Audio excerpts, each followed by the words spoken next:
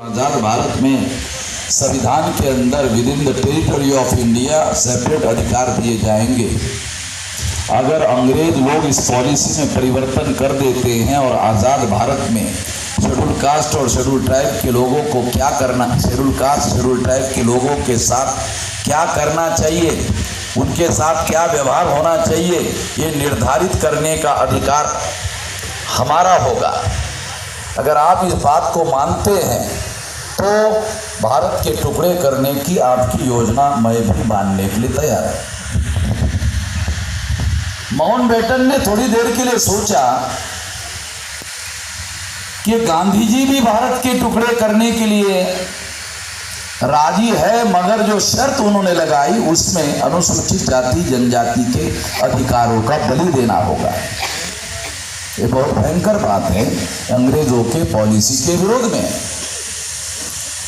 Mountbatten ने कहा चलो एक बड़ी समस्या का समाधान कर लेते हैं, अनुसूचित जाति और जनजाति का जो मुद्दा है बाद में उसको कैसे हल करना है बाद में देख लेते हैं।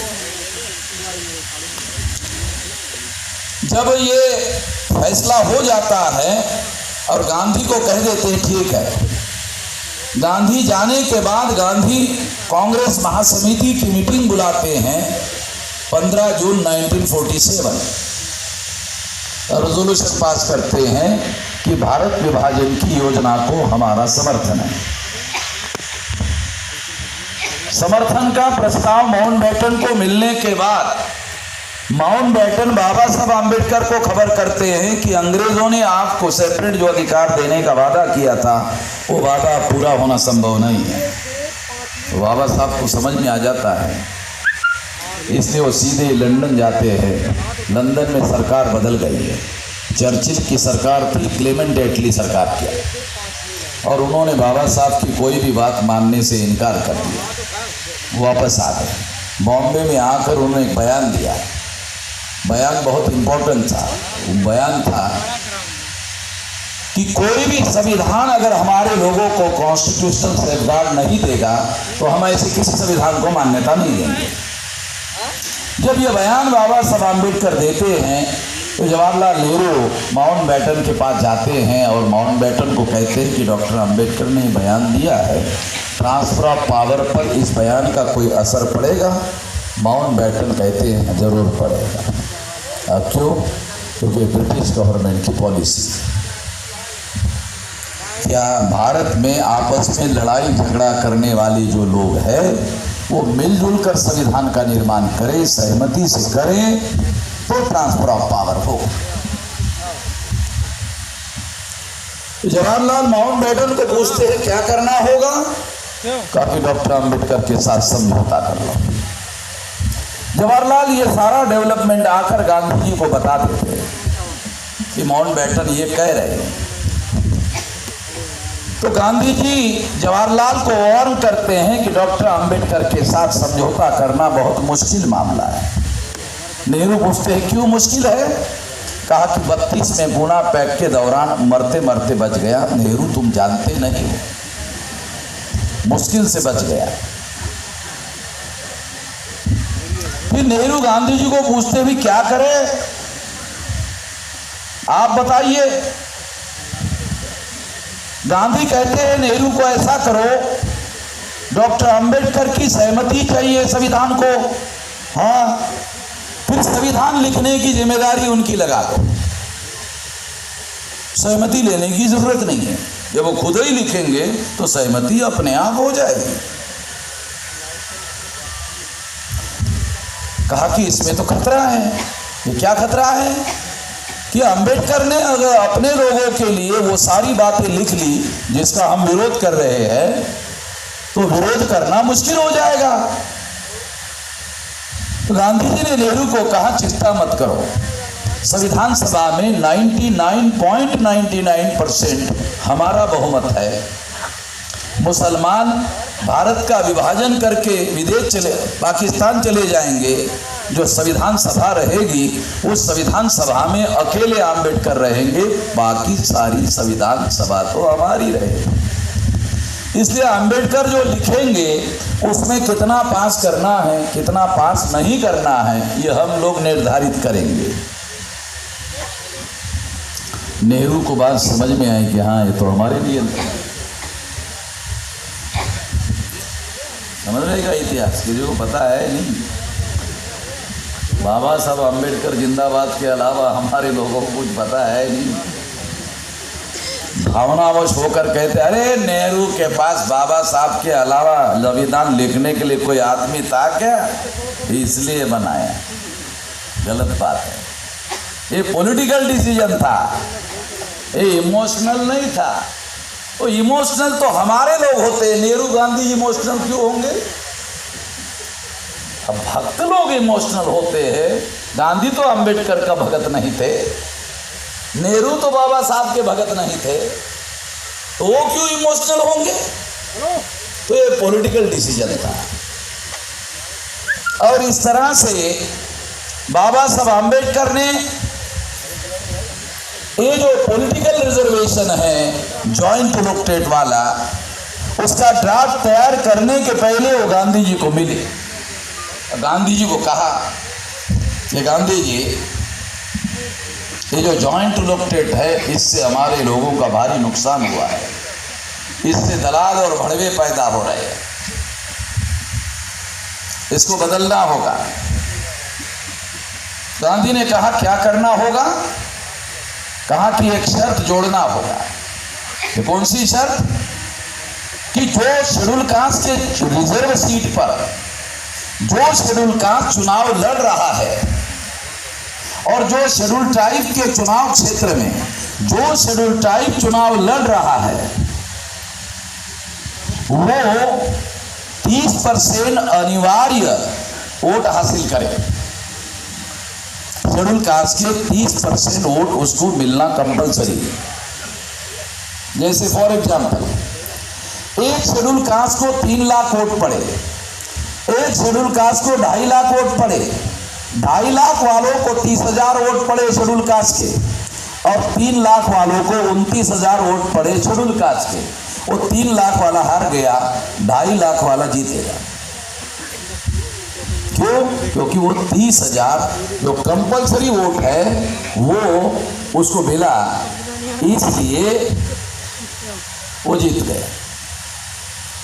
जब बाबा साहब ने ये बात गांधी को कही तो गांधी को लगा कि इससे तो अनुसूचित जाति और जनजाति के जो प्रतिनिधि हैं वो तो मजबूत हो जाएंगे, और अनुसूचित जाति के लोगों को जो चुनाव लड़ना चाहता है उसको अनुसूचित जाति के लोगों के पास जाकर प्रचार करना होगा और उनके 30% वोट हासिल करने के लिए उनका अनुनय करना होगा, उनकी इच्छाओं की पूर्ति करनी होगी, उनकी मांगे माननी होगी, तब उसको 30% मिलेगा। तो इससे तो लोग ताकतवर हो जाएंगे। और अनुसूचित जाति और अनुसूचित जनजाति का जो प्रतिनिधि है वो अनुसूचित जाति के वोटों पर निर्भर होगा। जॉइंट इलेक्टोरेट में तो ब्राह्मण क्षत्रिय वैश्य के वोटों पर निर्भर है, मगर 30% की योजना में वो अनुसूचित जाति के वोटों पर निर्भर हो जाएगा और ये प्रतिनिधि दलाल और भड़वा बनने से मुक्त हो जाएगा। गांधी जी ने कहा नहीं, इसमें हमारा कोई कॉमन इंटरेस्ट नहीं है, ये बात मुझे मंजूर नहीं। और इस वजह से 26 जनवरी 1950 को जो संविधान लागू हुआ, उस संविधान में आर्टिकल 330, 332, 334 में, कॉन्स्टिट्यूशन की कॉपी ले लो, पढ़ लो जो मैं कह रहा हूं। 330 में लोकसभा के लिए पॉलिटिकल रिजर्वेशन है, 332 में विधानसभा के लिए रिजर्वेशन है, और 334 में कितने साल के लिए रहेगा ये लिखा हुआ। अभी 70 का आंकड़ा लिखा है, अभी जो आएगा वो 80 का होगा 334 में। तो पूना पैक्ट का जो एग्रीमेंट है, उस एग्रीमेंट में बाबा साहब आम्बेडकर ने लिखा अगर पूना पैक्ट का एग्रीमेंट खत्म करना है तो अनुसूचित जाति जनजाति के समर्थन से, सहमति से करना होगा। अगर इस पॉलिटिकल रिजर्वेशन को एक्सटेंशन करना है 10 साल तो सहमति से करना होगा, एक्सटेंशन करना है तो सहमति लेनी होगी, रद्द करना है तो सहमति लेनी होगी। अब कल्पना करो, सहमति उन्होंने लिया नहीं और अनुसूचित जाति जनजाति के लोगों ने आजाद भारत में पॉलिटिकल रिजर्वेशन 10 साल और बढ़ना चाहिए। कभी कोई आंदोलन किया?